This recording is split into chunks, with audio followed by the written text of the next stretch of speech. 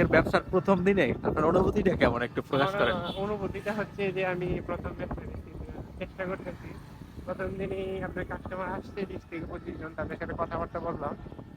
তো এটা একটা এক্সপিরিয়েন্স গ্যাদার হইলো। এখন আস্তে আস্তে আশাবাদী যে আল্লাহ তাআলা ব্যবসা বাড়ায় দিবে।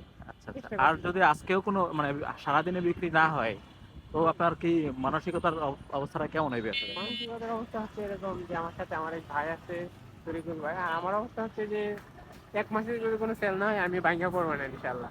মানে কারণ ধৈর্যহারা হওয়া যাবে না, ধৈর্য তাই হারা তো? হওয়া যাবে না, কারণ বিপদের সময় সম্রাট জাহাঙ্গীর যেরকম ভাবে জাঙ্গিয়া পড়তো না, এরকম ভাবে আমিও ভাঙ্গিয়া পড়বো না।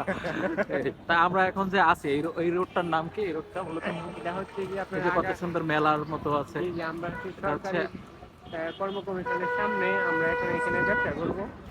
ওকে। আর এটা মনে হয় ভাইরাল কেক পট্টির সেই জি জি জি এই যে বোঝা যাচ্ছে। জি, এটা এখানে এই যে কেক করছিল। অনেক দোকান আসতেছে না? জি জি, এই যে কেকের দোকান, কেকের দোকান, এই যে ভাইরাল কেক ভাইরাল পট্টি। কেক। আমরা কি কেকের ব্যবসা করলে কেমন হইতো? না ভাইয়া, কেকের ব্যবসা আমাদের জন্য না, কারণ আমরা ওটা এটা মেক মেয়েদের আপ জন্য। করতে পারি না। আমরা এটা হোম মেড মেকআপ। এই, আমাদের ডান সাইডে হলো নির্বাচন ভবন না? জি আর জি, আইসিটি বুক টাওয়ার।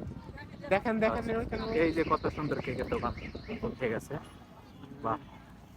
এই আমাদের ঠিক করে কোন জায়গায় থামবেন, কোন জায়গায়? এখানে রাখেন, একটা ডান দিকে ভালো আছে।